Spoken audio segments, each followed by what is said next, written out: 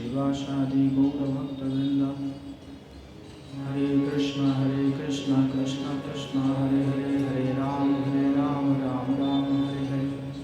रामाय रामभद्राय रामचंद्राय वेधसे, रघुनाथाय नाथाय सीताय पतये नमः।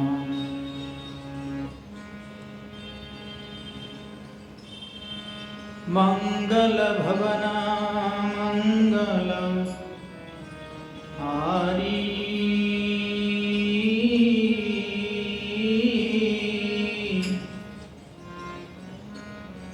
द्रवहु सुदशरथ अजर बिहारी।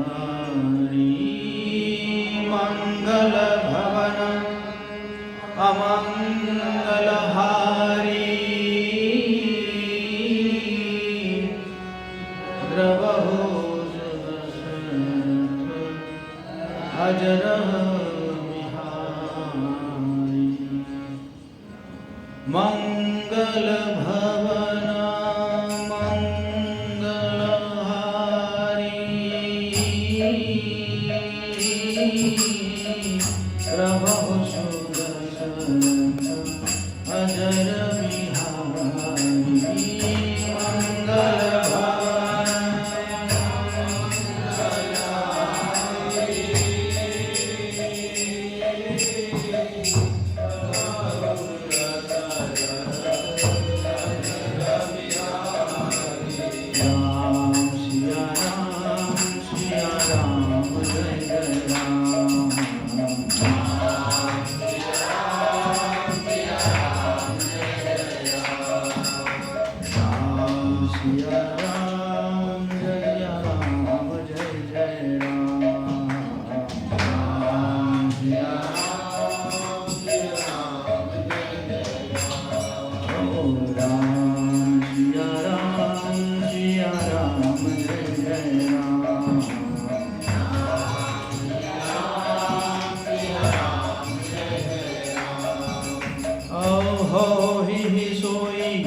जो राम रचि राखा,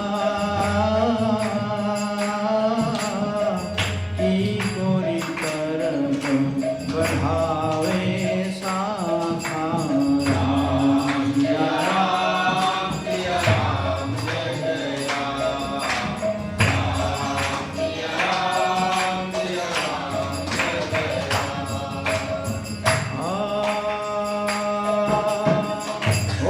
धीरज धर्म मित्र अरुणारी, आपद काल परखिए चारी। राम सिया राम जय जय राम, राम सिया राम जय जय राम। जेहि के जेहि पर सख्य स्नेहु, सो देहि मिलय न किछु संदेहु। राम सिया राम जय जय राम, राम सिया राम जय जय राम। जागी रही भावना देशी, प्रभु मूर्ति देखी तिन पेशी। राम सिया राम जय जय राम, राम सिया राम जय जय राम। रघुकुल रीति सदा चली आई, प्राण जाए पर बचन न जाए।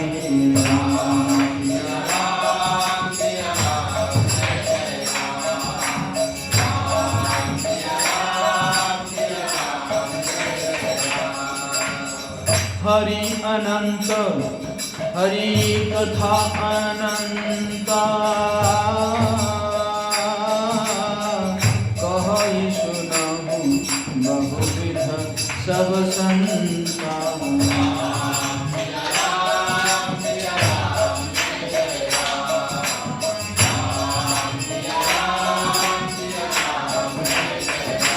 बोलो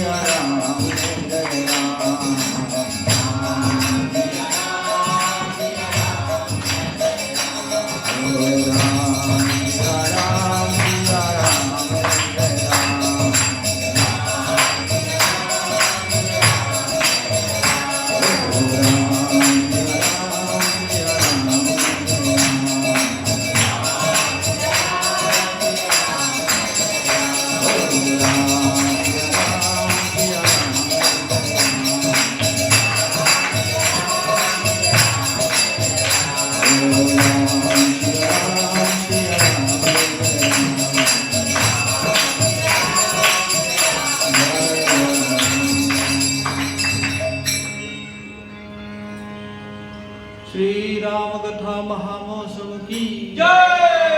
जय श्री राम। जय श्री राम। ओम अज्ञानतिमिरान्धस्य ज्ञानाञ्जनशलाकया चक्षुरुन्मिलितं श्रीचैतन्यमनोभीष्टं स्थापितं येन भूतले स्वयं रूप कदा मह्यं ददाति स्वपदान्तिकम् वन्देऽहं श्रीगुरो श्रीयुतपदकमलं श्रीगुरोन् वैष्णवांश श्रीरूपं साग्रजातं सहगण रघुनाथान्वितं तं सजीवं साद्वैतं सावधूतं परिजनसहितं कृष्णचैतन्यदेवं श्रीराधाकृष्णपादान् सहगण ललिता श्रीविशाखान्वितांश हे कृष्ण करुणा सिन्धु दीनबन्धु जगत्पते गोपेश गोपिकान्त राधाकान्त नमस्तुते तप्त कांचन गौरांगी राधे वृंदावनेश्वरी वृषभानुसुते देवी प्रणमामि हरिप्रिये वाञ्छाकल्पतरुभ्यश्च कृपा सिन्धुभ्येव च पतितानां पावनेभ्यो वैष्णवेभ्यो नमो नमः। जय श्री कृष्ण चैतन्य प्रभु नित्यानंद श्री अद्वैत गदाधर शिवासादि गौरभक्तवृंद हरे कृष्णा कृष्णा कृष्णा हरे हरे हरे राम राम राम हरे हरे। नमो विष्णुपादाय कृष्णपृष्ठाय भूतले श्रीमती भक्तिवेदांत स्वामिनिति नामिने नमस्ते सरस्वती देवी गौरवाणी प्रचारिणे निर्विशेष शून्यवादी पाश्चात्यदेशतारिणे रामाय रामभद्राय रामचंद्राय वेदसे रघुनाथाय नाथाय सीताय पते नमः। जय श्री राम।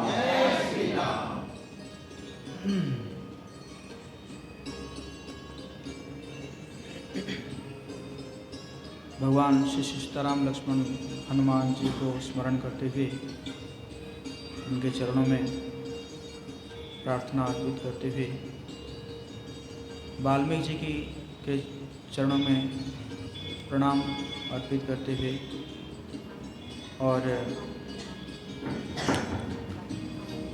गोस्वामी तुलसीदास जी से प्रार्थना करते हुए तो आज हम राम कथा शुरू कर रहे हैं। आज हम किष्किंधा कांड के बारे में चर्चा करेंगे।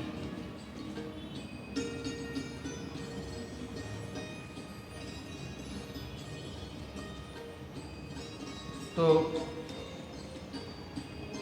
कल हम चर्चा किए थे कि भगवान राम सीताराम भगवान राम और लक्ष्मण शबरी के पास पहुंचते हैं और शबरी जो है वो पंपा सरोवर के पास जो ऋष्यमुख पर्वत है वहाँ पे सुग्रीव जी है, उनके साथ मिलने के लिए वो रास्ता बताती है। अब तो भगवान राम और लक्ष्मण दोनों ऋष्यमुख पर्वत की ओर चल रहे हैं और भगवान राम जो है बहुत ही दुखी है। चैत्र महीना चल रहा है, तो चैत्र महीना में आप जानते हैं कि वसंत ऋतु है। तो वसंत ऋतु है और समस्त वृक्ष जो है फलों और फूलों से लदे हुए हैं और तो बहुत सुंदर जो है प्रकृति बहुत अपने आप को सजाती है बसंत ऋतु में।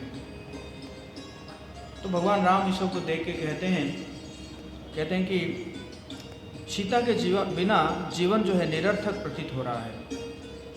जब वो मेरे साथ थी तो मैं प्रसन्न था, परंतु जब उसकी यादों से मुझे पीड़ा हो रही है। जब मुझे कोयल की कूक सुनाई देती है, कोयल तब सुनाई देती है तो मुझे सीता के मधुर स्वर की याद आती है। जब मुझे लहरों पर तैरते कमल के गुलाबी रंग के फूल दिखते हैं तो मुझे सीता की आंखें याद आती है। सौम्य सुगंधित हवा प्रवाहित होने पर मुझे सीता की सुगंधित सांसों की याद आती है। हे लक्ष्मण, ये वसंत अत्यंत क्रूर है। ये दुख मेरे लिए असहनीय हो रहा है। मैं सीता के बिना अधिक समय जीवित नहीं रह पाऊंगा। अच्छा होगा आप जो है अयोध्या लौट जाओ और मैं यहाँ पे मैं अपना प्राण त्याग देता हूँ, ऐसे भगवान कह रहे हैं। तो लक्ष्मण जो है हमेशा उत्साह देते रहते हैं ना, उनको मोटिवेट करते रहते थे भगवान लक्ष्मण। तो कह रहे हैं कि आप चिंता ना करें, जो आप चिंता कर रहे हैं कि सीता जीवित नहीं है या सकुशल नहीं है, ऐसा है नहीं। रावण चाहे जहाँ पे भी रहे, चाहे स्वर्ग मर्त्य पाताल कहीं पे भी रहे, हम तो उसको ढूंढ के लाएंगे और हमारे क्रोध अग्नि से वो जल ही जाएगा। और तो आप जो है कह रहे हैं कि हम अपने गंभीर प्रयासों से ही सफलता प्राप्त कर सकते हैं, ना कि विलाप करके। तो कहीं पे भी अगर ऐसा सिचुएशन होता है तो हमें विलाप नहीं करना चाहिए, लेकिन ये नहीं हुआ, वो नहीं हुआ, ये नहीं हुआ, ये नहीं हुआ, ये ना करके, विलाप ना करके, बल्कि क्या करना चाहिए, प्रयास करना चाहिए। है ना कि ब्रह्मभूत प्रसन्नात्मा ना सोचती ना कांक्षती, लेकिन जो अप्रसन्नात्मा होता है वो क्या करता है, सदा सोचती सदा कांक्षती। अगर आप विलाप कर रहे हैं इसका मतलब आप क्या है, ब्रह्मभूत है, भूत है कि नहीं। तो विलाप नहीं करना चाहिए। तो वही लक्ष्मण जी समझा रहे हैं। तो जब जा रहे हैं ऋष्यमुख पर्वत की ओर जा रहे हैं तो क्या हुआ कि सुग्रीव जो है वो देख लिए, 4 बानरों के पास बैठे हुए थे, तो देख लिए और उनको लगा कि ये तो कोई बाली का कोई आदमी आया है। तो बड़े एकदम विचलित होकर इधर उधर, मतलब इधर जा रहे हैं उधर जा रहे हैं, है ना, ऐसे ऐसे कर रहे हैं। तो हनुमान जी ने कहा क्या हुआ, देखो ना ऐसे मतलब आ रहे हैं, 2 व्यक्ति आ रहे हैं, ऐसा लग रहा है कि जैसे देवता जैसे चेहरा है तो साधु वेश है, लेकिन पूरा एकदम कंधे में धनुष है, क्षत्रिय ही लग रहे हैं। तो हनुमान जी कहते हैं कि मानता हूँ कि आप बानर है, चंचल है, लेकिन थोड़ा धीरज रखिए, थोड़ा धीरज रखिए ना, ठीक है ना, आप जाओ थोड़ा सा जाके क्या करो, उनको पता करो, जाके ना पहले मेरा गुणगान करना तो पता चल जाएगा। कि एक्चुअली वो बाली से भेजे गए तो नहीं है। तो हनुमान जी जाते हैं और हनुमान जी जो है एक ब्राह्मण वेश में जाते हैं, और ब्राह्मण वेश में जाते हैं और जाके जो है कहते हैं कि आप लोग कौन हैं, यहाँ किस उद्देश्य से आए हैं, ज़रा बताएंगे। तो राम लक्ष्मण कहते हैं कि देखिए हम जो है दशरथ नंदन है और किसी कारण से हम वनवास हमें मिला है, और अभी अभी हमारी जो पत्नी है उसका हरण हुआ है, रावण ने हरण कर लिया है, और जो शबरी के कहने पर और कुबंध के कहने पर हम यहाँ पे आए हैं सुग्रीव जी से मित्रता करने के लिए, ताकि सुग्रीव हमें सहायता करें। तो जब ये कहते हैं तो हनुमान जी बहुत प्रसन्न हो जाते हैं, और हनुमान जी प्रसन्न होके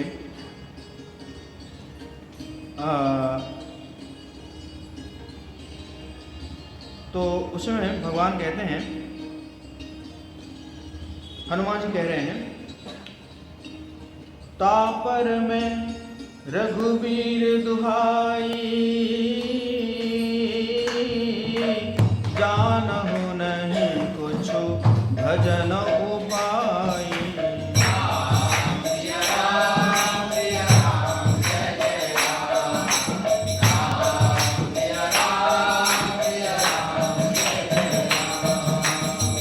सेवक सुतपति मातु भरोसे, रहैया सोच बनई प्रभु पोसे।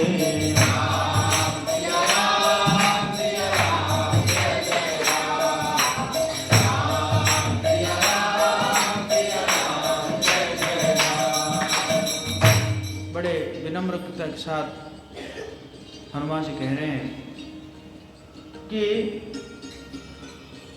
मैं कोई भजन साधन कुछ नहीं जानता। सेवक स्वामी के और पुत्र माता के भरोसे निश्चित रहता है। सेवक स्वामी के भरोसे और पुत्र जो है माता के भरोसे में निश्चिंत रहता है। प्रभु को सेवक को पालन पोषण करते ही बनता है, अर्थात मैं तो कुछ नहीं जानता हूँ, लेकिन है ना, सेवक जो है स्वामी के भरोसे में रहता है, तो मैं भी आपके भरोसे में हूँ। तो हनुमान जी इसी प्रकार जो है चरणों में गिर पड़ते हैं, और अपना जो है प्रकट कर, पहले तो ब्राह्मण के रूप में आए थे, तो अब जो है अपना रूप को प्रकट कर देते हैं। तो फिर जो है कहते हैं, भगवान राम कहते हैं, सुनु कपि जिया मानसी जनियूना, तेहि मम प्रिय लक्ष्मण के दूना।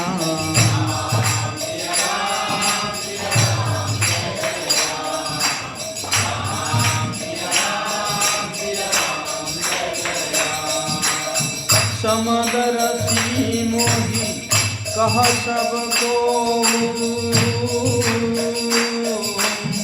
सेवक प्रिय अनन्य गति सो।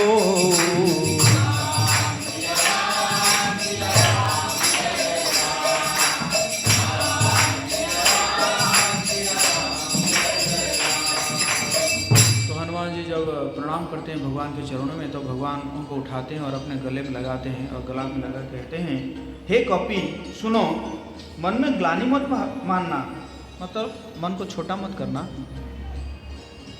तुम मुझे लक्ष्मण से भी दुने प्रिय हो। भगवान ऐसे कई जगह में कहते हैं ना, कई जगह में कहते हैं, मतलब जहाँ पे भी रहते हैं वहीं पे कहेंगे कि आप जो है ना मुझे उससे प्रिय है ज़्यादा। सब कोई मुझे समदर्शी कहते हैं, पर मुझको सेवक प्रिय है, क्योंकि वो अनन्य गति होता है। सेवक प्रिय है। क्यों? क्योंकि उसका और कोई गीत गति नहीं होता है। मुझे छोड़कर उसको कोई दूसरा सहारा नहीं होता है। तो इसलिए तो इस प्रकार करने के बाद फिर हनुमान जी अपना रूप प्रकट करते हैं, विशाल रूप प्रकट करते हैं और दोनों को अपने कंधे के ऊपर बिठा दें और उड़ जाते हैं ऋष्यमुख पर्वत के ऊपर। उड़ जाते हैं और वहाँ पे पहुँचते हैं। पहुँचने के बाद फिर सुग्रीव मिलते हैं और सुग्रीव फिर पूछते हैं कि आप कहाँ से आए हैं, क्या आपका आने का पर्पस है। तो भगवान राम कहते हैं, ये सब कहते हैं। तो सुग्रीव कहते हैं, हाँ हम तो एक दिन बैठे थे यहाँ पे और कोई एक राक्षस जो है एक युवती स्त्री को लेकर जा रहा था और वो स्त्री जो है राम राम कह के पुकार रही थी और उसने क्या किया कि कुछ अपना अलंकार जो है एक पोटली में बांध के यहीं पे गिरा दी थी। तो रुकिए मैं ज़रा लेकर आता हूँ। तो सुग्रीव अपना अंदर जाते हैं और वो पोटली को लेकर आते हैं, लेते हैं। जैसे खोल देते हैं फिर भगवान राम जो है विलाप करने लगते हैं, हा सीते, और रोने लगते हैं, आंखों से अश्रु निकलता है। तो फिर अपना शायद कुछ नाक का कुछ ऐसे लेके लक्ष्मण जी को पूछते हैं, लक्ष्मण तुम इसको पहचानते हो तुम? लक्ष्मण कहा, मैं तो चरण के ऊपर से कुछ देखा ही नहीं कभी मैं बस रोज चरणों को छूता था, उनके चरणों को छूता था। तो इसी कारण पायल का मैं पहचान सकता हूँ पायल के बिना और किसी को मैं पहचान नहीं पाता हूँ। हाँ ये पायल तो मैं पहचान रहा हूँ, ये पायल तो उन्हीं का है। तो सुग्रीव कहते हैं कि राम आपको इतना विलाप नहीं करना चाहिए आप देखिए मेरा भी स्थिति वही है कि नहीं? जब मैं तो इतना विलाप नहीं कर रहा हूँ, आपको ऐसा नहीं, इतना विलाप नहीं करना चाहिए, धीरज रखिए। तो फिर भगवान राम पूछते हैं कि आप क्या हुआ था, आपके साथ क्या हुआ था? तो सुग्रीव कहते हैं कि ऐसा है, मेरे पिताजी जब गए तो उन्होंने क्या किया कि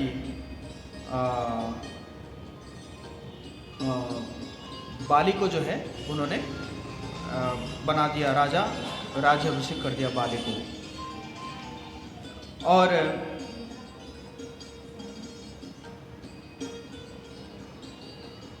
तो राज्याभिषेक कर दिया, लेकिन राज्याभिषेक के पूर्व माया दानव का पुत्र मायावी एक स्त्री के कारण बाली का शत्रु बन चुका था। कोई एक माया दानव जो है देखा जाए तो लंका को भी वही बनाए थे माया दानव। तो उनका कोई पुत्र था, वो जो है किसी स्त्री के कारण बाली का शत्रु बन चुका था। तो उसने क्या किया, आके जो है उसने जो है आके जो है ललकारने लगा, सुग्रीव को ललकारने लगा। तो जब सुग्रीव को ललकारा, बाली को ललकारा, तो बाली जो है गए, और बाली गए और साथ में सुग्रीव भी गए, दोनों भाई गए। तो जैसे ही उसने दो भाई को देखा तो वो दौड़ने लगा। तो दौड़ते दौड़ते क्या हुआ कि एक गुफा था, उस गुफा में उसे घुस गया, बहुत एकदम गहरी गुफा था, उसी गुफा में घुस गया। तो बाली ने सुग्रीव को कहा कि देखो तुम यहीं पे इंतज़ार करो और मैं जाता हूँ, मैं इसको मार के आऊँगा, और 1 महीने में अगर मैं नहीं आया तो तुम समझ लेना कि मैं मर गया। तो तुम लेकिन 1 महीना तक यहाँ पे इंतज़ार करना। तो सुग्रीव कहते हैं मैं 1 महीना क्या, मैं 1 साल तक उसका इंतज़ार किया वहाँ पे 1 साल तक इंतज़ार किया। लेकिन 1 साल के बाद क्या हुआ कि कुछ खून और झाग जो है वो निकला, गुफा से निकला, और साथ में एक ऐसा आवाज़ आया जो कि मेरा भाई का ही था। तो मैं सोचा कि शायद वो असुर जो है भाई को मार दिया। तो इसी कारण मैंने क्या किया कि बड़ा सा चट्टान, क्योंकि वो असुर का आ ना जाए, तो इसलिए कि चट्टान जो है मैं वहाँ पे रख के चला गया, किष्किंधा चला गया। और जैसे मैं किष्किंधा पहुँचा और फिर भाई का जो है सारा अंतिम क्रिया वगैरह किया, तो लोग जो है मुझे क्या किए, राजगद्दी में बिठा के मेरा राज्याभिषेक कर दिए। लेकिन कुछ दिन के उपरांत जो है बाली निकल के आया और आके जो है पहुंचा, वहाँ पे पहुंचा और जैसे ही देखा हमें कि मैं राजगद्दी में बैठा हूँ, सिंहासन पर बैठा हूँ, तो वो जो है क्रोधित हो जाता है। तो क्रोधित हुआ। सुग्रीव कहते हैं कि मैं क्या किया कि तुरंत मैं अपना राजमुकुट उतारा के उनके चरणों में रख दिया कि ठीक है, वो उनका गुस्सा खत्म हो जाएगा। लेकिन बाली नहीं मान के वो सबको कहने लगा, देखो मैं जो है उस असुर को मारने के लिए गया और वो असुर जो है वो पृथ्वी के नीचे लोक तक चला गया।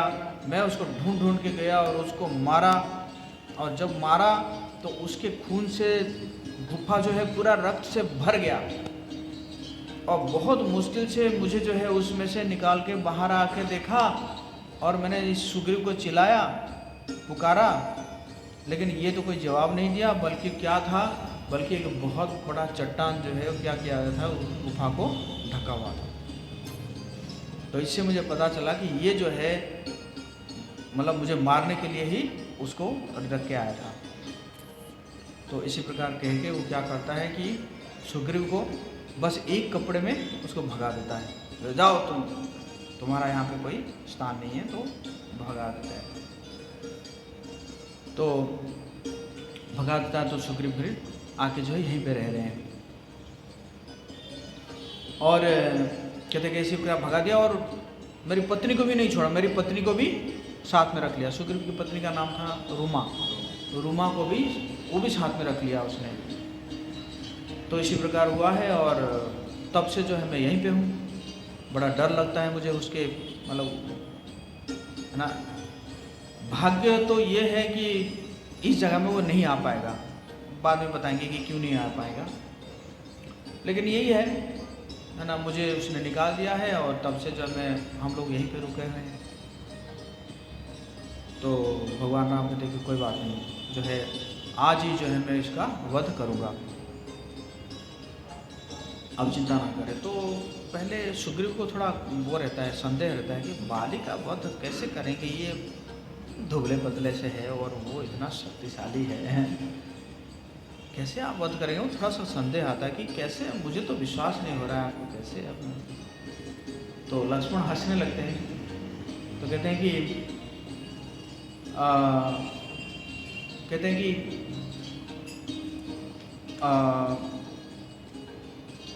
जो है क्या करने से आपको पता चलेगा। कहते हैं कि वो 7 साल वृक्ष दिखाए, बहुत मोटे मोटे साल वृक्ष दिखाया। तो बोला ऐसे मैंने देखा था एक बार, बाली जो है 7 तीर में 7 साल वृक्ष गिरा दिया था। और फिर वो दिखाया कि बता कि पहले ना एक दुंदुभी नामक राक्षस था, और वो दुंदुभी राक्षस जो है बहुत शक्तिशाली था, उसको लड़ाई करना था। तो जाके मेरे समुद्र को ललकारा, हे समुद्र आओ निकलो, मैं तुमसे लड़ाई करना चाहता हूँ। समुद्र आगे बोले हम नहीं लड़ सकते आपके साथ, है ना, वैसे भी मेरे समुद्र में काफ़ी जीव जंतु है, बेचारे डिस्टर्ब हो जाएंगे, हम तो नहीं कर सकते। तो बताओ मैं किसके साथ लड़ूं? बोले आप हिमालय के साथ लड़िए। तो दुंदुभी चला जाए हिमालय के पास, कहता हे हिमालय मेरे साथ लड़ाई करो, मुझे लड़ाई करना है। हिमालय कहते हैं मुझे युद्ध नहीं आता है, एक तो मेरे पर्वत में भी जो है काफ़ी सारे साधु संत हैं, वो डिस्टर्ब हो जाएंगे, मुझे नहीं आता। तो बताओ फिर किसके साथ लड़ाई करूं मैं? तो बोले बाली के पास जाओ। तो दुंदुभी जो है वृषभ का रूप था उसका, आया बाली के पास आया, बाली बाहर निकलो मुझे लड़ाई करना है। बाली एकदम तम होकर बाहर निकला। तो लड़ाई हुआ, एकदम लड़ाई हुआ, ज़बरदस्त लड़ाई हुआ। और बहुत समय लड़ाई होने के बाद जो है वो बाली ने क्या किया कि उसका 2 सींग को पकड़ के ऊपर ऐसे करके पटक दिया। जैसे ही पटक दिया तो वो दुंदुभिका की मृत्यु हो गई। फिर भी उसका गुस्सा इतना था तो ऐसे फिर उठा के उसे घुमाया ऐसे घुमा के ऐसे एकदम फेंका। तो जो फेंक रहा था, वो जो जा रहा था, तो जाते जाते खून गिर रहा था। तो वो लगभग कई किलोमीटर दूर में जाके गिरा। लेकिन वो जो खून गिरा वो मतंग ऋषि के आश्रम में गिरा खून। मतंग ऋषि ने कहा ये क्या हो रहा है, ये क्या जा रहा है, खून क्यों गिर रहा है? तो किसी ने कहा कि वो बाली जो है मारा है दुंदुभि को, और वो दुंदुभि को फेंका है, उसी से खून गिर रहा है। ऐसा है। बोले बाली, मेरे आश्रम से 10 किलोमीटर रेडियस में अगर तू आएगा तो मारा जाएगा और अगर तेरा कोई और भी साथी आए तो पत्थर बन जाएंगे। तो जैसे ही बाली को खबर आया तो बाली जो है बहुत प्रयास किया मनु को मनाने के लिए, लेकिन मतंग ऋषि माने नहीं। तो ये जो रेडियस है, इस रेडियस में बाली नहीं जा सकता, बल्कि सारे पृथ्वी के सारे ब्रह्मांड में हर जगह में जा सकता है, लेकिन ये जो रेडियस है उस रेडियस में नहीं जा सकता। इसको जो है सुग्रीव को पता चल गया। तो इसीलिए सुग्रीव जो है पहले ऐसे घूम रहे थे कि कहाँ रहूँ ताकि बाली आके मुझे कभी परेशान ना करे। तो लेकिन उनको जब पता चला कि क्या है कि ये जगह में बाली नहीं आ सकता, तो इसलिए वो इसमें रहे। तो सुग्रीव ने कहा कि देखो उसका हड्डी अभी भी पड़ा हुआ है, जो दुंदुभि राक्षस है ना, उसका हड्डी अभी भी पड़ा हुआ है, और अगर आप जो है एक किक में कम से कम 100 धनुष तक उसको अगर फेंक देते हो तो मैं मानूंगा। तो भगवान हंस के जाते हैं और एक किक मारते हैं, 100 धनुष क्या वो 10 किलोमीटर तक दूर फेंक देते हैं। फिर सुग्रीव कहता है कि ठीक है, ये तो हल्का हो गया है, पहले तो उसके बॉडी में है ना मांस वगैरह था, खून था, अभी तो ये हल्का हो गया ना। तो फिर लक्ष्मण कहते हैं कि क्या करने से मानोगे? तो फिर वो कहते हैं कि ये जो साल वृक्ष है ना, एक बार मैंने देखा था बाली जो है 7 तीर में ये 7 साल वृक्ष को गिराया था। तो भगवान जो है एक तीर लिए, एक ही तीर से 7 साल वृक्ष को गिरा के क्या किए कि वो तीर जो है अंदर चला गया, मतलब भूतल की ओर चला गया, और जाके फिर 1 घंटे के बाद फिर वो तीर वापस आ गया। तो फिर सुग्रीव जो है मान गया कि हाँ तब तो है। फिर कहते हैं कि चलो, तो सुग्रीव जाते हैं और राम लक्ष्मण दोनों वन में जो है छुप जाते हैं, और सुग्रीव जाके ललकारता है, बाली बाहर आ बाली। तो जब तो आता है तो क्या होता है कि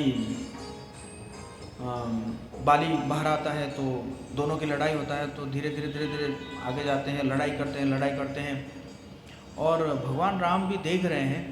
उनको समझ नहीं आ रहा है कि तो दोनों एक ही जैसा देख रहे हैं, तो कौन बाली है कौन सुग्रीव है, उनको तो भगवान जी को कुछ पता ही नहीं चल रहा है। तीर तो मतलब तो खींचे हैं, लेकिन किसको मारेंगे, कहीं सुग्रीव ही ना मर जाए। और एक समय में फिर सुग्रीव जो है वो हार जाता है और देखता है कि मैं ज़्यादा समय टिक नहीं पाऊँगा, अब तो ये मार डालेगा। तो सुग्रीव जो है भाग जाते हैं। तो सुग्रीव जब भाग गए तो आके एकदम पड़े हुए हैं, शरीर में एकदम दर्द है, बहुत पिटाई हुआ है, उसको बाली ने बहुत मारा है। तो कुछ समय के बाद राम लक्ष्मण दोनों ही पहुंचते हैं, तो चिल्लाने लगता है कि आपको अगर नहीं मारना था बाली को पहले कह देते, क्यों मुझे पिटवा दिया आपने, बेवजह पिटवा दिए। तो राम ने कहा कि देखो मित्र, बड़ा मैं असमंजस में पड़ा था कि आप दोनों ऐसा दिख रहे थे कि मुझे पहचान नहीं आ रहा था कि आप दोनों में कौन बाली है कौन सुग्रीव है। तो फिर उनको बोलते हैं, लक्ष्मण जी को भगवान बोलते हैं कि आप है ना एक वन फूल का माला लेकर आओ और उसको जो है गले में पहना दो, और ताकि मैं पहचान पाऊँ। तो उसी प्रकार हुआ, फिर दोबारा पहना दिया गया।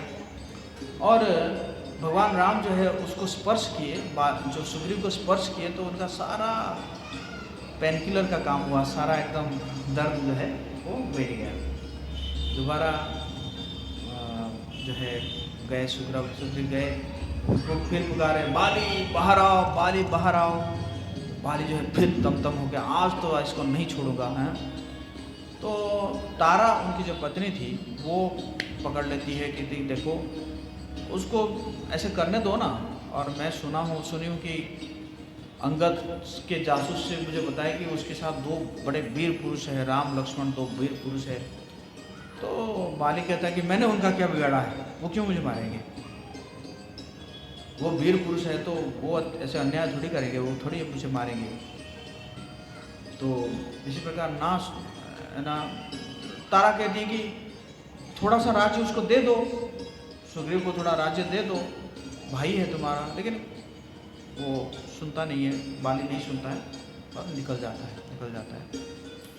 दोनों में लड़ाई होता है, बाली और सुग्रीव में तो लड़ाई हो रहा है। तो भगवान जी को समझ में आ गया कि कौन सुग्रीव है कौन बाली है। तो तीर खींचते हैं और मारते हैं तो जाके उसके छाती में लग जाता है, तुरंत गिर पड़ता है। तो जब भगवान राम जाते हैं तो पहले तो बहुत फटकारता है भगवान राम जी को कि आप इसको कैसे साबित करेंगे, आपका मैंने कोई कुछ नहीं बिगाड़ा था और आप जो है छुपके से मार रहे हैं। क्षत्रियों को जैसे छुपके मारना जो है ये शोभा नहीं देता। हाँ, मैं तो आपको पहले बहुत सम्मान करता था, लेकिन आप ये जो कर्म किए हैं आगे जाके इसको कैसे प्रमाण करेंगे। तो फिर भगवान राम कहते हैं कि ना तुम मूर्ख हो तुम मूर्ख हो। बोले ये जो पूरे संसार है ये पूरा एकदम कौशल के अधीन में आता है। ये पूरा पृथ्वी जो है किसके अधीन में आता है, कौशल राज्य के अधीन में आता है। तो इसी प्रकार मैं अभी राजा हूँ और किसको दंड देना और किसको उपहार देना ये पूरा मेरे कब्जे में है ना। और दूसरी बात है, तुम अपने पुत्र की पत्नी को अपने पास रख के उसको भोग कर रहे हो। कोई अगर अपनी पुत्री के साथ, पुत्र वधू के साथ हैं या छोटे भाई की पत्नी के साथ इस प्रकार भोग करता है तो उसको दंड देना राजा का कर्तव्य बन जाता है। अगर राजा दंड नहीं देता है बल्कि राजा को पाप लगता है ना। और दूसरी बात आप कहे कि पीछे से मारना, कि तुम तो बानर हो ना। बानर मतलब क्या है, पशु हो तुम। और क्षत्रिय के अलाव है पीछे से, है ना। क्षत्रिय जब शिकार करता है तो क्या करता है, ऐसा थोड़ी कि आगे से मारता है, वो पीछे से मारता है ना। तो इसी प्रकार जब जस्टिफिकेशन दिए तो फिर होश आ गया, है ना। बाली को होश आ गया, कहता कि हाँ आप सही कह रहे हैं, है ना। मैं अंधा हो गया था और मुझे उसकी पत्नी को भोग नहीं करना चाहिए था। तो फिर तारा को पता चलता है। फिर तारा जो है वो आती है, रोती बिलखती है। सुग्रीव को भी बहुत दुख होता है। सुग्रीव कहते हैं कि मेरा भी मन, मतलब मैं तो ऐसे कह दिया था लेकिन अभी मेरा भी मन कर रहा है कि इसका जो अग्नि है उसी अग्नि में मैं भी प्रवेश कर जाऊँ, मैं भी मर जाऊँ। तो भगवान राम कहते हैं आप चिंता ना करिए, और है ना, समय है, समय का है, सभी तो समय के अधीन में है। तो इसी प्रकार जो है तारा आती है, विलाप करती है। तो फिर ये जो है बाली जो है नहीं मर पा रहे हैं। क्यों? क्योंकि बाली के गले में एक इंद्र ने एक हार दिया था, जिस हार के कारण जो है वो, मतलब उस हार जब तक रहेगा तब तक वो नहीं मरेगा। तो फिर वो हार निकाल दिया जाता है और फिर जो तीर निकाल दिया जाता है तब वो मर जाता है। लेकिन उससे पहले वो क्या करता है कि वो अंगद को बोलता है कि अब जो है तुम अपने भाई के सुग्रीव के चरण में आश्रय लेकर रहना, और जैसे ही सुग्रीव कहेंगे ऐसे ही तुम करना। और इसी प्रकार कह के जो है वो बाली जो है की मृत्यु हो जाती है। तो तारा जो है विलाप करती रहती है कि ऐसा है, आप मुझे भी मार दीजिए, है ना, मुझे भी जैसे इनको मारे हैं मुझे भी मार दीजिए, क्योंकि ये स्वर्ग में भी जाके सुखी नहीं रह पाएंगे मेरे बिना। तो इसी प्रकार कह के फिर अग्नि वो किया जाता है और फिर ज़बरदस्ती जो है तारा की गोदी में सोए हुए थे बाली, तो उनको लेकर उनके शरीर को वो दाह संस्कार किया जाता है। अब राज्याभिषेक करना है सुग्रीव का, तो कहते हैं कि सब लोग चलिए। तो भगवान राम कहते हैं मैं तो नहीं जाऊंगा, मैं तो किसी नगर में प्रवेश नहीं करूंगा क्योंकि मैंने वनवास लिया है। फिर लक्ष्मण जी को कहते हैं कि तुम जाओ और जाके जो है राज्याभिषेक करो और साथ साथ अंगद को जो है क्या बना दो, उत्तराधिकारी, अपना उत्तराधिकारी बना दो। तो फिर जाते हैं और अंगद को जो है उत्तराधिकारी बना दिया जाता है, राज्याभिषेक हो जाता है। लेकिन अब क्या हुआ, चतुर्मास शुरू हो जाता है। चतुर्मास शुरू हो जाता है जिसमें क्या होते हैं, बारिश होती है ना। तो इसलिए भगवान ने कहा कि ये समय तो ठीक नहीं है और ये समय तो ठीक नहीं है, तो 4 महीने के बाद जो है फिर हम सीता की खोजबीन जो है करते रहेंगे। अब सुग्रीव जो है वो जाते हैं और भोग करने लगते हैं, क्योंकि अभी तो पूरा एकदम छुट्टी है बारिश का मौसम है, भोग करने लगते हैं। तो ऐसे करते करते करते करते क्या हुआ कि समय बीत जाता है, मतलब 4 महीना ख़त्म हो जाता है, बारिश भी ख़त्म हो जाती है, लेकिन सुग्रीव को होश नहीं है। तो जैसे ही होश नहीं है तो हनुमान जी जो है जाके एक बार चेतना देते हैं, उनको मतलब जगाते हैं सुग्रीव को कि देखो आपने वचन दिया था राम जी को और समय बीत चुका है, आपको अब ये भोग त्याग करना पड़ेगा। तो फिर सुग्रीव को थोड़ा सा होश आता है, तो कहते हैं कि ठीक है, एक काम करो, आप जो है सभी बानरों को बुलाओ, जितने भी संसार में जितने भी बानर हैं सब बानर योद्धाओं को सबको बुलाओ, 15 दिन के अंदर वो लोग जो है आके यहाँ पे पहुँच जाए। तो इतना कह के फिर वो अपने भोग में लग जाते हैं।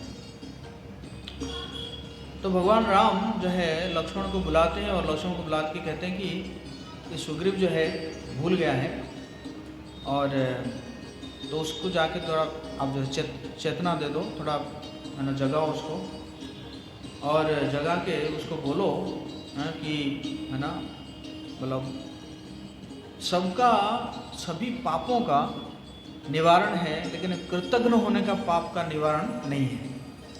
बोले कि अगर कोई ब्राह्मण हत्या करता है या है ना, मतलब कोई जो भी करता है पाप, उसके तो निवारण है, लेकिन कोई अगर कृतज्ञ बन जाता है ना, कृतज्ञ मतलब क्या है, कोई हमें हेल्प किया है लेकिन हम जो है उसको भूल गए, तो उसका कोई निवारण नहीं है।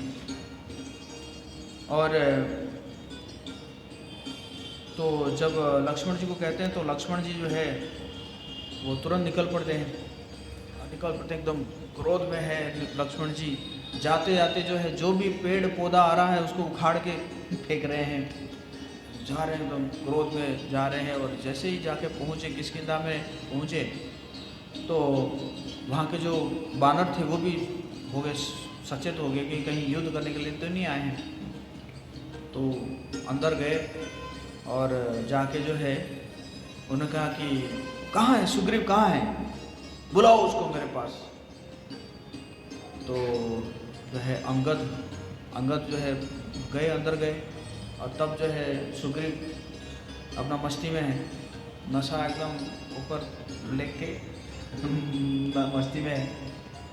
तो सुग्रीव जो है अंगद जाके पूरा पैर पड़ लेते हैं सुग्रीव के, कहते कि जो है आप समझिए लक्ष्मण आए हैं, बहुत क्रोधित हो गया आए हैं। तो फिर उनका थोड़ा थोड़ा होश आता है सुग्रीव को, तो होश आता है तो फिर वो कहते हैं कि तारा को कहते हैं कि तारा को कहते हैं कि तारा तो तुम जाओ और जाके जो संभालो। तो तारा भी एकदम नशे में है, लेकिन वो आती है, आके जो है फिर लक्ष्मण जी को पूछती है कि आप इतना क्रोधित क्यों हैं।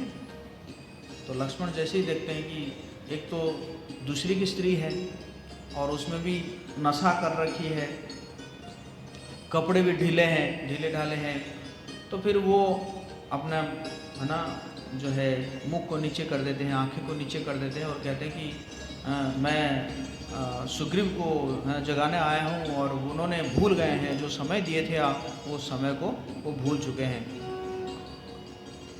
तो फिर जो है तारा कहती है कि ठीक है आप जो है आप भी चलिए। फिर जैसे ही लक्ष्मण जाते हैं, अंदर जाते हैं, देखते हैं कि सुग्रीव जो है रूमा को लेकर सोए हुए थे। तो तुरंत उठते हैं, हड़बड़ उठते हैं और फिर लक्ष्मण जो है क्रोध से बोलते हैं कि है ना भगवान राम का संदेश है कि जिस रास्ते पर बाली को भेजे हैं वो रास्ता अभी भी खाली है। तो सुग्रीव कहते हैं कि नहीं आप चिंता ना करें, आप चिंता ना करें, है ना। तो मैंने ऑलरेडी सबको बोल रखा हूँ, मतलब आज कल में बानर जो है आते होंगे, पहुँचते होंगे। तो लक्ष्मण ने कहा कि यही बात आप जाके राम से मिलो, राम से माँ के मिले के बताओ। तो फिर सुग्रीव आते हैं और राम से क्षमा याचना करते हैं, कहते हैं देखिए सब तो आपकी ही माया है कि नहीं। बहुत सुंदर बात है ये कि और भगवान भी तुरंत है ना उनका क्रोध तुरंत शांत हो जाता है, तुरंत शांत हो जाता है ना। तो जब जीव मान जाता है कि हम माया में हैं तो भगवान है ना, भगवान भी कहते हैं कि हाँ ठीक है, फिर कृपा करते हैं ना। लेकिन स्मार्ट नहीं बनना चाहिए। जो स्मार्ट बनता है फिर है ना उसके ऊपर माया जो है प्रभाव डालती है ना।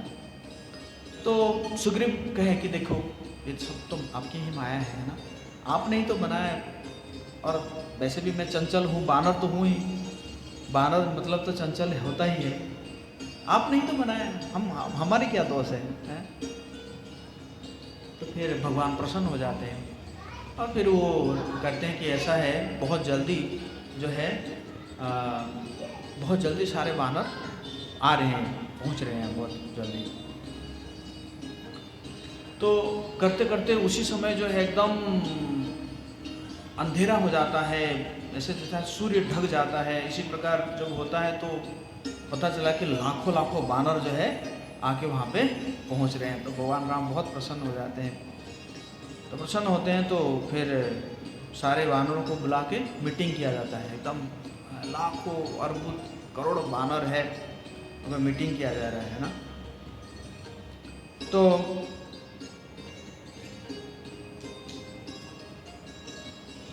तो इसी प्रकार जब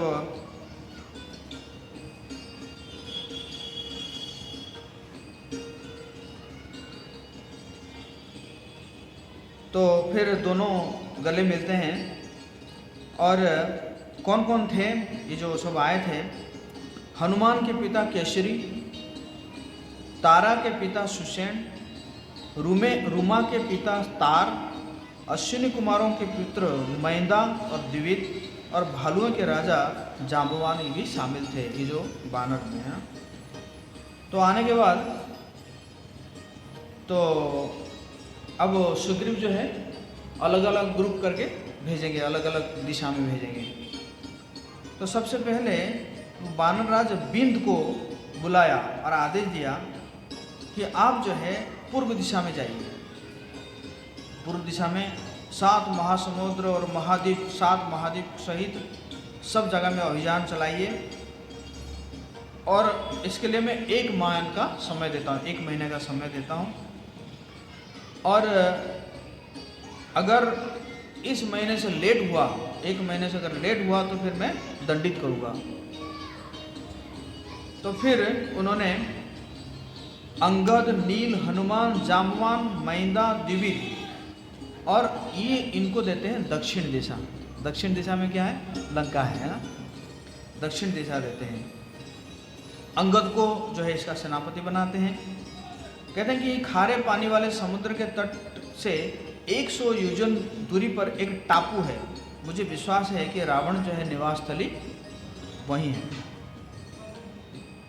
उसके आगे रसातल की राजधानी भोगवती है और उससे आगे यमराज का निवास स्थल है। दक्षिण दिशा में क्या है? यमलोक है। इस भूमंडल की दक्षिणतम सीमा है पितृलोक, या उसके आगे नहीं खोजे क्योंकि कोई भी मनुष्य वहाँ नहीं जा सकता है। मतलब उसके आगे भी है, पितृलोक वगैरह है, इतना दूर नहीं जाइएगा, बस वहाँ तक ढूंढ के आ जाइएगा। फिर सुसेन और उनके अनुयायियों को पश्चिमी दिशा में भेजा। पश्चिमी दिशा में भेज के बोले, खारे पानी वाले समुद्र के बीच में नरकासुर की नगरी प्राग ज्योतिषपुर है और यही पश्चिम की सीमा है जहाँ सूर्यास्त होता है। उसके परे कौन सा स्थान है इसके बारे में कोई जानकारी नहीं है, इसलिए आप इससे आगे ना जाएं। पश्चिम में मतलब प्राग ज्योतिषपुर तक जाना है। अंत में शतबली को उत्तर दिशा के ओर भेजा। सुग्रीव ने बताया, सबसे पहले आप म्लेच्छों के देश पहुँचेंगे, फिर आप हिमालय की पर्वत श्रृंखला पर जाएंगे। इसके बाद 100 योजन तक निर्जन भूमि है और फिर कैलाश पर्वत है। इसके आगे सुदूर उत्तर में क्रोंच पर्वत है। फिर उत्तर पूर्व प्रांत है जिसके परे खारे पानी वाला उत्तरी सागर है। उस समुद्र के तट पर पहुंचकर आप वापस लौट आए, उससे आगे जाना संभव नहीं है। तो इसी प्रकार जो है वो देते हैं। और लेकिन सुग्रीव जो है वो कहते हैं, हनुमान जी कहते हैं, उनको भगवान राम को कहते हैं कि मुझे तो लगता है कि हनुमान ही इसमें सफल होंगे। तो कहते हैं कि प्रिय हनुमान, सभी शूरवीरों में, वानरों में आप साधारण हैं। इस पृथ्वी पर, आकाश में या पाताल लोक ऐसा कोई भी नहीं है जहां आपका रास्ता रुक जाए। आप में न सिर्फ अतिमानवीय शक्ति है बल्कि आप साहसी, बुद्धिमान और साधन संपन्न हैं। इसलिए सीता का पता लगाने में इस कार्य में मुझे सबसे अधिक आशा आपसे ही है। इसमें तो भगवान राम और जो है क्या करते हैं, हनुमान जी को अब अपना मुद्रिका देंगे, है ना। देखो इतने बानर है, उसमें से भगवान ने किसको दिए? हनुमान जी को दिए। तो गोस्वामी तुलसीदास जी कह रहे हैं, पाछे पवन तनय सिरुनावा, जानि काज प्रभु निकट बुलावा।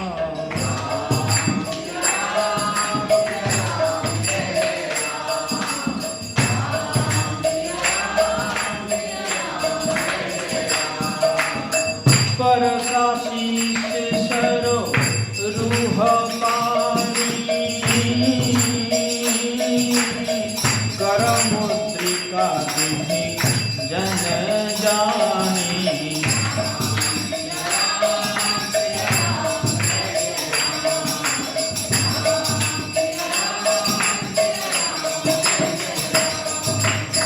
बहु प्रकार सितो ही समुझाए,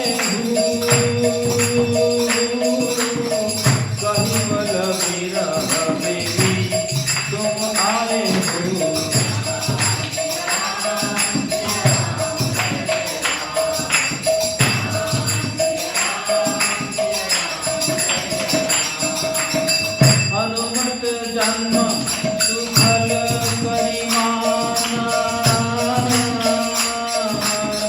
चले हृदय हरि कृपा निधाना।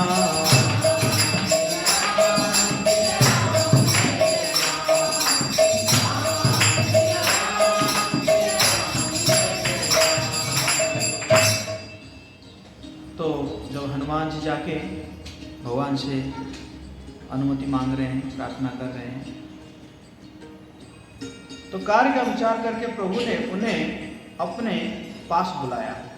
उन्होंने अपने कर कमल से उनके सिर का स्पर्श किया और अपना सेवक जानकर उन्हें अपने हाथ की अंगूठी उतार कर दी और कहा, बहुत प्रकार से सीता को समझाना और मेरा बल कहकर तुम शीघ्र लौट आना। समझा दिया और समझा दिया कि मैं कर लूँगा, मैं आ जाऊँगा। हनुमान जी ने अपना जन्म सफल समझा कि पानीदान प्रभु के को हृदय में धारण करके वे चले। तो इसी प्रकार जो है भगवान राम उनको बोल दिए कि है ना कि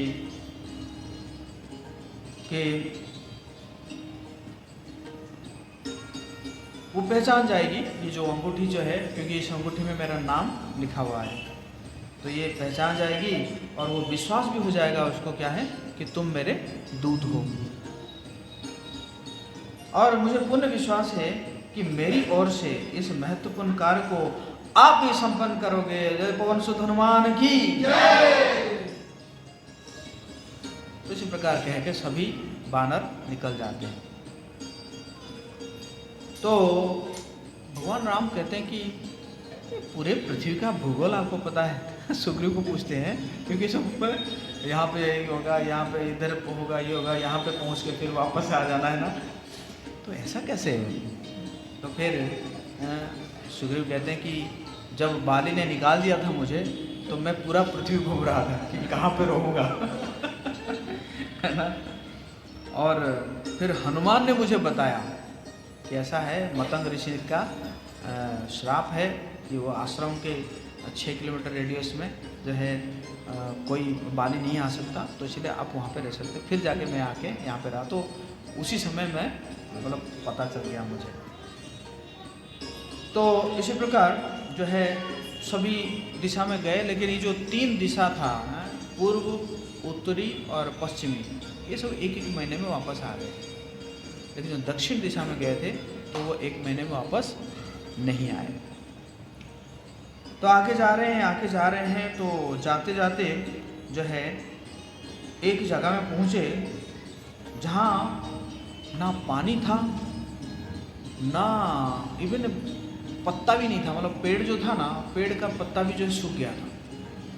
इसी प्रकार 1 महीना हो गया, जो अंगद और ये सब हनुमान जी जा रहे हैं, 1 महीने तक ना पानी पिए ना एक पत्ता भी खाए। इस प्रकार एक जगह में पहुँचे। तो विंध्य पर्वत में था वो जगह, और तो पता चला क्या है कि वो महान ऋषि कंडू का निवास स्थान था। मात्र 10 वर्ष के अल्पायु में अपने पुत्र के अकाल मृत्यु हो जाने पर क्रोधित मुनि ने उस वन को मनुष्य और पशु पक्षियों से निर्जन हो जाने की शाप दिया था। उनके पुत्र का अकाल मृत्यु हो गया, तो वो क्या कहे, ये वन में जो है कुछ नहीं रहेगा, ना पानी रहेगा, ना पत्ता रहेगा, ना फल फूल, कुछ नहीं रहेगा, है ना। तो इस प्रकार भटकते जो है उनको एक गुफा दिखा, जिस गुफे से मतलब कुछ ऐसे चिड़िया निकल रहे थे, जो कि मतलब जल पीते हैं, है ना। उसी प्रकार चिड़िया निकाल रहे थे, तो लगा कि शायद इस गुफा के अंदर कुछ पानी पुनी होगा। और गुफा जो है बहुत घना था, अंधेरा था, तो सब एक हाथ एक दूसरे को हाथ पकड़ के धीरे धीरे जाके जैसे ही अंदर पहुँचे, तो देखे वहाँ पे एक पुष्करिणी है, तालाब है, और एकदम सुंदर फल फूल भी है। तो लेकिन उस वहाँ पे देखे कि कोई एक तपस्विनी जो है वो बैठी हुई है, मृगांबर पहन के वो तपस्विनी एक बैठी हुई है। तो हनुमान जी जाके पूछते हैं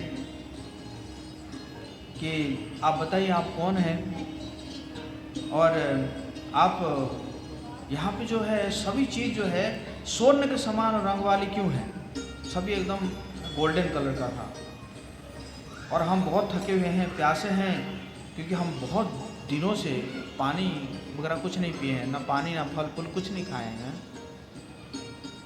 तो फिर वो कहती है कि मेरा नाम स्वयं प्रभा है, मैं मेरू पर्वत की रक्षा करने वाले देवता मेरू सावर्णी की पुत्री हूँ।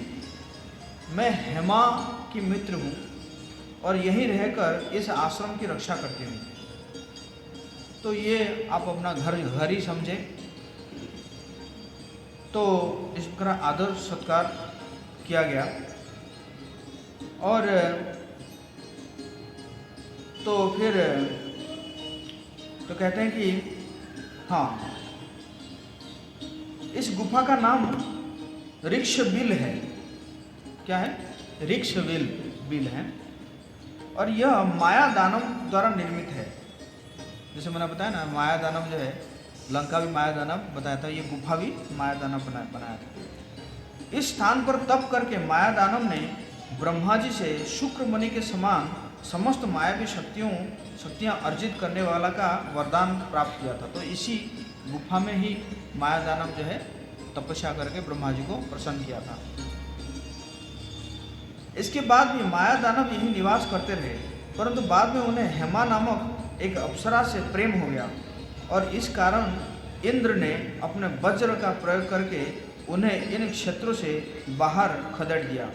उसी समय ब्रह्मा जी ने यह गुफा हेमा को दे दी। तो माया दानव को प्रेम हो गया किसे? हेमा नामक अप्सरा से, और उसे इंद्र जो है डिस्टर्ब हो गए तो इंद्र जो है उसे भगा दिया यहाँ से। लेकिन हेमा को मिला था, और हेमा के फ्रेंड कौन है? ये है स्वयं प्रभा, तो उसको मिला। तो बोले कि ठीक है, हनुमान जी बोले कि ठीक है, हम तो बहुत अच्छा है, पानी मिल गया, खाना पीना मिल गया, हम आपकी क्या सेवा कर सकते हैं? वो बोली मैं तो तपस्या कर रही हूँ, मुझे क्या सेवा की आवश्यकता है। लेकिन ये आप बताइए कि आप लोग क्यों आए हैं? तो बताते हैं कि ऐसा ऐसा है, देखिए क्या करें, सीता जी को ढूंढने निकले हैं और ढूंढते ढूंढते 1 महीना भी बीत चुका है। अब भूखे प्यासे थे और यहाँ पे कम से कम पानी फल वाल मिल गया। अब पता नहीं क्या करे, कहाँ ढूंढे, और वापस जाएंगे तो सबका कट जाएगा है कि नहीं? तो जाए या ना जाए या यहीं रुक जाए, ऐसे कुछ हम सोच रहे हैं, कुछ समझ में नहीं आ रहा है तो एटलीस्ट गुफा से तो बाहर निकल जाना चाहिए। तो स्वयं प्रभा कहती है कि इस गुफा में आंखें खोल के कोई नहीं निकल सकता, है ना, आंखें बंद करके निकलना होगा, क्योंकि इस गुफा में पहले भी जो भी आया है वो बाहर निकला ही नहीं है तो फिर क्या किए? बोले कि आप सब आंखें बंद कर लो, है ना। तो सब बानर ही है ना, सब एकदम आंखें एकदम ऐसे बंद कर लिए, और जैसे आंखें बंद करे और जैसे ही आंखें खुले तो कहाँ मिले? गुफा के बाहर मिले, गुफा के बाहर, और वो एक पर्वत के नीचे, महेंद्र पर्वत के नीचे मिले। तो मिले, अब साकर को देखे, अब कहाँ जाए? तो बोले, अंगद बोले कि ऐसा है, मैं तो अब निराहार रहूँगा, और निराहार रह के मैं यहीं पे जो है प्राण त्याग करूँगा। अब वहाँ जाएंगे तो वहाँ पे तो पिटाई होगी, मार डालेंगे, क्योंकि ऑलरेडी सुग्रीव कह चुके हैं। बाकी आप लोग देख लीजिए, आप लोगों को अगर इच्छा है तो उसी गुफा में जाइए, गुफा में रह के जो है अपना खाना पीना करके रहिए। तो कुछ लोगों ने कहा कि नहीं, वो लक्ष्मण जी को पता जब चल जाएगा ना कि हम गुफा में हैं ढूंढ के बहुत मारेगा हमें ना। तो क्या करें, ऐसे सब सोच रहे हैं। तो इसी प्रकार सोच रहे हैं, चलिए मरी जाते हैं यहीं पे ना, यहीं पे मरी जाते हैं, एकदम उपवास करके मरी जाते हैं। अंगद तो अपना एक कुश आसन बिछा के बैठ गया, तो चलो मैं ना अनाहार में मर ही जाऊँगा। तो उसी समय पर्वत के ऊपर से एक आवाज़ आया। संपाति था वहाँ पे, संपाति जो है जटायु का बड़ा भाई, उसने आया, बोला वाह, आज क्या सौभाग्य है मेरा, बहुत दिन से मैं भूखा हूँ और आप लोग भी मरना चाहते हैं, तो एक साथ मुझे इतना भोजन मिल जाएगा तो सब लोगों ने देखे अरे देखो ये और एक आ गया आफत। एक तो हम परेशान है ये, और ये आ गया और दूसरा आफत आ गया। तो फिर ऐसे सोच रहे हैं कि देखो ये कैकेयी के कारण सब कुछ हुआ है। कैकेयी के कारण जटायु भी मरा, और कैकेयी के कारण अब हम भी मर रहे हैं। जैसे ही उसने कहा कि कैकेयी के कारण जटायु मिला, संपाति कहा जटायु की मृत्यु हो गई है, जटायु तो मेरा छोटा भाई है, बताओ बताओ क्या हुआ है बताओ। फिर सब कहानी बताते हैं कि ऐसा ऐसा हुआ है, रावण के साथ युद्ध करके जो है उसकी मृत्यु हुई है। तो बोला अरे जटायु वो तो मेरा छोटा भाई था, और हम एक बार जो है इंद्र जब वृत्तासुर को मार दिए, तो मारने के बाद हमें लगा कि ये इंद्र को मारना चाहिए, हमें इंद्र को पराजित करना चाहिए। तो हम दोनों निकल गए ईश्वर की ओर, और जाके हम इंद्र को परास्त कर दिए। दोनों भाई मिलके हम इंद्र को परास्त कर दिए, और इंद्र को जब परास्त कर दिए फिर हमें मन हुआ कि और भी थोड़ा ऊपर जाते हैं। तो और भी ऊपर गए, जाते जाते जो है सूर्य के पास पहुंच गए, और जैसे ही सूर्य के पास पहुंच गए तो क्या हुआ कि हमारा पंखा जलने लगा, है ना, जो जलने लगा। तो फिर मैंने तो क्या किया कि सुग्रीव को जटायु को बचाने के लिए, मेरा छोटा भाई है उसको बचाने के लिए मैंने क्या किया, अपने पंख में उसको जो ढक दिया। लेकिन ढक दिया तो मेरा पंख ही जल गया। अब हम दोनों तो गिरे उसी समय, मैं तो इसी जगह में गिर गया, लेकिन ये जटायु पता नहीं कहाँ गिरा, तब से जो है मुझे मिल नहीं रहा था वो। तो आप लोगों ने ऐसा कहा है तो अच्छी बात है। और तो फिर ये लोग बोले कि तो मुझे थोड़ा है ना लेकर चलिए, मैं थोड़ा समुद्र में जाके उसके लिए तर्पण कर दूँ, है ना। मैं देखा हूँ मतलब जहाँ पे भी कोई अगर ऐसे मरने का खबर आता है तो तुरंत वो लोग क्या करते हैं, तर्पण करते हैं ना। जैसे दशरथ महाराज चले गए तो भगवान राम जाते हैं तुंगभद्रा में जो है नहीं सॉरी मंदाकिनी में तर्पण करने के लिए, है ना। और जो है जटायु के लिए भी भगवान राम तर्पण करते हैं। और यहाँ संपाति भी जो है बोला कि मुझे थोड़ा उठा लो क्योंकि पंख तो जल गया है, मैं तो यहीं पे पड़ा हुआ हूँ। तो विश्वास नहीं हो रहा था कि भाई पता नहीं क्या करेगा, अब खा जाएगा क्या करेगा। तो बोला कि आप चिंता ना करें, और जो है मुझे निकाले। तो उसको जो है लेकर आए, तो वो तर्पण किया, समुद्र में तर्पण किया। तो बोला कि किस काम से आप लोग आए हुए हैं ना, यही तो है, हम सीता को ढूंढना चाहते हैं और रावण जो है लेकर गया है। अच्छा, बोला एक दिन मेरा बेटा जो है मेरे लिए खाना लेने के लिए गया था, और उसने देखा कि एक राक्षस जो है एक किसी युवती स्त्री को लेकर जा रहा था। तो मेरा बेटा सोचा कि ये दोनों को पकड़ कर ले आता हूँ ताकि मेरे पिताजी खा लेंगे। मतलब संपाति के लिए वो उसका बेटा सोचा कि रावण और जो सीता है उनको क्या पता है जो ये, तो वो दोनों को लेकर आता हूँ, मेरे पिताजी खा लेंगे। लेकिन जैसे ही उसका बेटा गया तो रावण तो पहले लड़ाई कर चुका था जटायु से, ऑलरेडी फ्रस्ट्रेटेड था। तो रावण जो हाथ जोड़ा, संपाति के बेटे को हाथ जोड़ा, छोड़ दे हम छोड़ दे। तो इतना है ना, तो फिर संपाति का बेटा जो है वो रावण को छोड़ दिया, है ना। और लेकिन आया तो खाली हाथ आया, तो संपाति उसको डांटने लगा कि भाई तूने खाना नहीं लाया। तो उसका बेटा ने कहा क्या करूँ, ऐसे एक राक्षस जो है वो एक युवती स्त्री को लेकर जा रहा था, और मैं तो सोच रहा था उन दोनों को ले आऊँगा, लेकिन वो बहुत ही है ना विनती प्रार्थना किया, तो मैं उसको जो है छोड़ दिया। तो वो मुझे याद आ रहा है, तो वो वही है रावण जो है सीता को लेके जा रहा था। और वो रावण जो है यहाँ से है ना 100 योजन दूरी पर लंका है, वो लंका में रहता है, और आप लोग वहाँ पे जाके जो है उसको ठाप कर सकते हैं, और ज़रूर वो वहीं पे होगा, सीता को वहीं पे रखा होगा। तो जैसे इतना कहता है ना, तो उसका जो जला हुआ पंखा जो है ना, उसमें नया पंखा आने लगता है संपाति के, है ना। क्योंकि उसको याद आता है कि कभी ऐसा किसी ऋषि ने उसको वरदान दिए थे कि जैसे ही तुम जो है वो भगवान राम को ढूंढने के लिए आएंगे वानर, उनको जब तुम सहायता करोगे तो क्या होगा, तुम्हारा जो है पंख जो है नया पंख आ जाएगा। तो जैसे ही पंख आता है और तो फिर वो उड़ के चला जाता है। उसका बेटा का नाम था सुपार्श्व। तो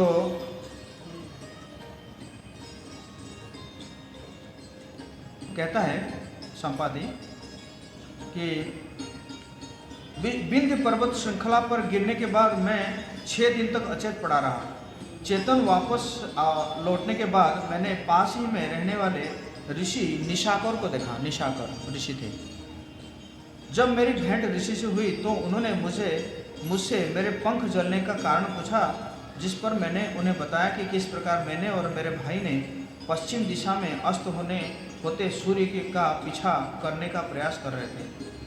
मैंने ऋषि से कहा, जब हम सूर्य के निकट पहुंचने लगे तो हम मूर्छा का अनुभव करने लगे। मैंने अपने भाई की रक्षा की, परंतु ऐसा करते हुए मेरे पंख जल गए और मैं इस पर्वत पर आ गिरा। तब से मुझे अपने भाई का कोई समाचार नहीं मिला और विकलांग हो जाने के कारण मेरे लिए जीवन असह्य हो उठा। इसलिए मैं पर्वत शिखर से छलांग लगाकर आत्महत्या कर लूँगा। ऐसे वो ऋषि को बोल रहे हैं, निशाकर ऋषि को संपादी बोल रहे हैं, मैं सोच रहा हूँ कि सुसाइड कर लूँ क्योंकि पंख तो जल गया है, अब कहीं कुछ कर नहीं पाऊँगा। तो यह कहकर वो ऋषि अपनी कुटिया को लौट गए और मैं स्वयं मैं अश्रुपूरित नेत्रों के साथ उनके सामने खड़ा था कि तभी निशाकर ऋषि बोले, हताश न हो, क्योंकि मैं तुम्हें एक वरदान देता हूँ। भविष्य में जब तुम वानरों को सीता के बारे में जानकारी दोगे तो तुम्हारे पंख फिर से उग जाएंगे और साथ ही तुम में युवा सुलभ ऊर्जा भी भर जाएगी। मतलब देखो, ये जो ऋषि मुनि है उनको सब पता था पहले कि कौन आएगा, कौन क्या करेगा, सब उनको पता है ना। तो फिर संपाति जो है वो उड़ जाता है। अब क्या है कि अब कैसे जाएंगे, पता तो चलेगा कि वहीं पे है, 100 योजन है, पता चलेगा। सबका मीटिंग हुआ तो बोले, कौन कितना छलांग लगा सकते हो बताओ जरा। तो सुषेण ने कहा, 80 योजन तक तो मार सकता हूँ, लेकिन 20 योजन जो है बच जाएगा। और तो जाम्बवान बोले मैं तो बूढ़ा हो गया। युवावस्था में जब त्रिविक्रम वामन भगवान जब नाप लिए थे पूरी पृथ्वी को, मैंने 7 बार उनका परिक्रमा कर लिया था। उस समय युवा था, अब तो बूढ़ा हो गया, अब तो है ना, अब तो मेरे से नहीं होगा। तो अंगद बोले, 100 योजन तो मार सकता हूँ मैं, लेकिन वापस आने में दिक्कत होगी।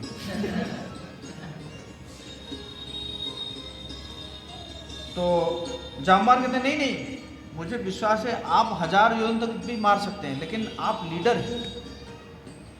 हैं, आपको हम नहीं छोड़ सकते ना, आपको रहना होगा। आपको अगर कुछ हो गया तो है ना, तो आपको नहीं छोड़ना चाहिए। तो अंगद कहते हैं कि अरे लीडर का क्या काम, जब काम ही पूरा नहीं हो रहा है तो लीडर का क्या काम है। तो इस प्रकार जो है, तो इसी प्रकार सब लोग कहे कि कौन कहा कि भाई मैं तो 60 योजन मार सकता हूँ, कोई कहा कि मैं इतना मार सकता हूँ, उतना मार सकता हूँ। तो जाम्बवान ने कहा, तो फिर कौन मारेगा, और हनुमान जी चुपचाप बैठे हुए थे। तो जाम्बवान ने कहा कि आप चिंता मत करो, मैं एक ऐसे व्यक्ति का नाम बताऊंगा जिसके अंदर भगवान विष्णु के वाहन गरुड़ के समान शक्ति है। और फिर जो है हनुमान जी को कहते हैं कि हनुमान जी आप चुप क्यों है, मैं जानता हूँ आपको हैं। तो अब जो है हनुमान जी के जन्म के बारे में बताते हैं कि हनुमान जी का जन्म कैसे हुआ था। कहते हैं कि एक अप्सरा, उसका नाम था पुंजिकस्थला अप्सरा, और उसको जो है एक ऋषि ने श्राप दे दिया कि तुम जो है वानर राज कुंजर की पुत्री अंजना के रूप में जन्म लेने का श्राप दे दिया। अप्सरा थी वो, लेकिन क्या हुआ कि वो वानर की पत्नी बनने के लिए श्राप मिल गया। तो बहुत ही रूपवती थी और उनके पास इच्छानुसार रूप बदलने का शक्ति भी था। तो वानर राज केसरी से उनका विवाह हो गया।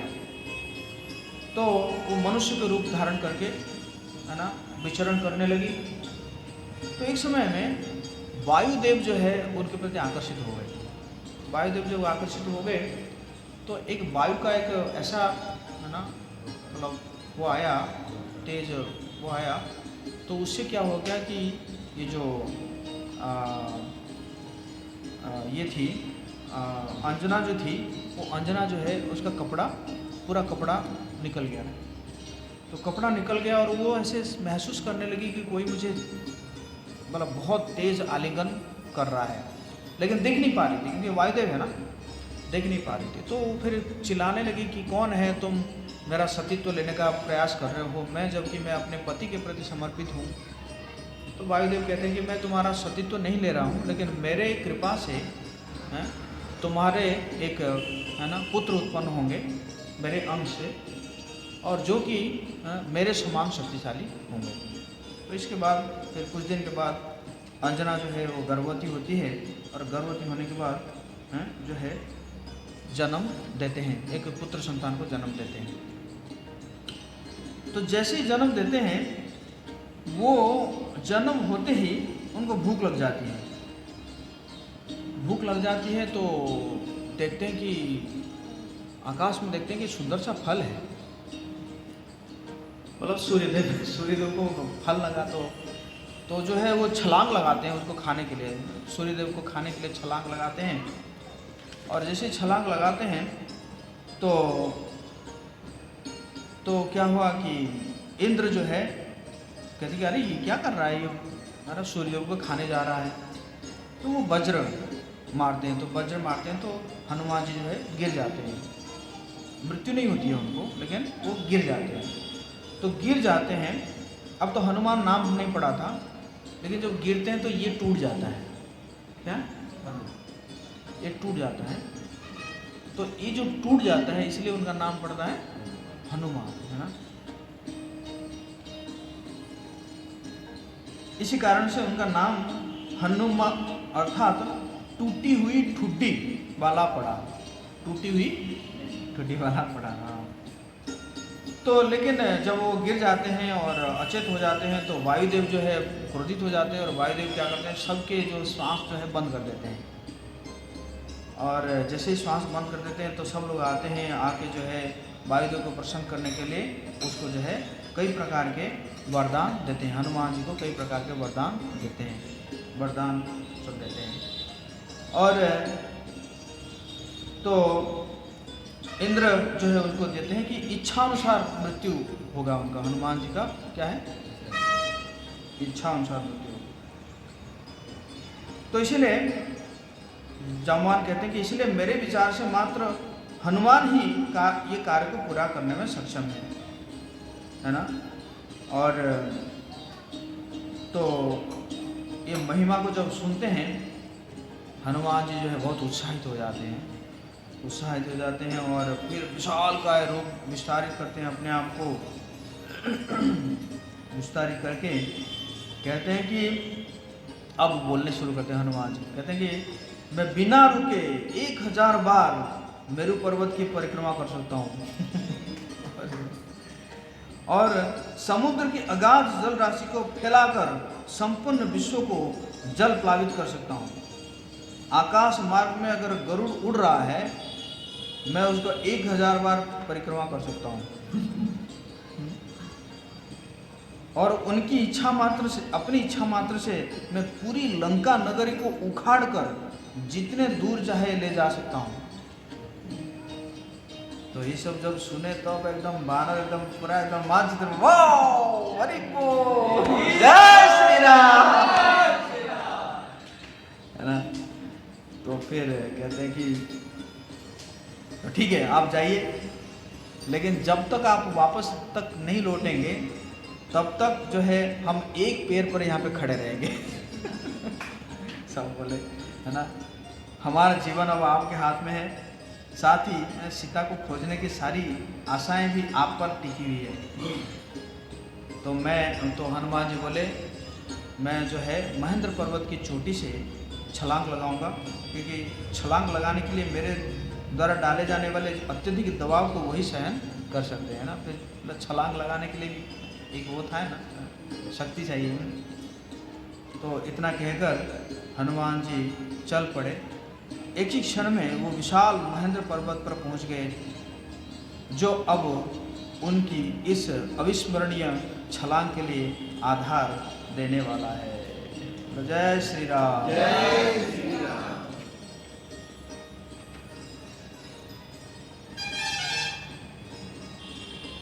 तो गोस्वामी तुलसीदास जी कहते हैं, भव भेष जरघुनाथ जसु सुनाई जे नर नारी दिनकर सकल मनोरथ सिद्ध करहि त्रिशिरारी। बलराम श्री राम श्री राम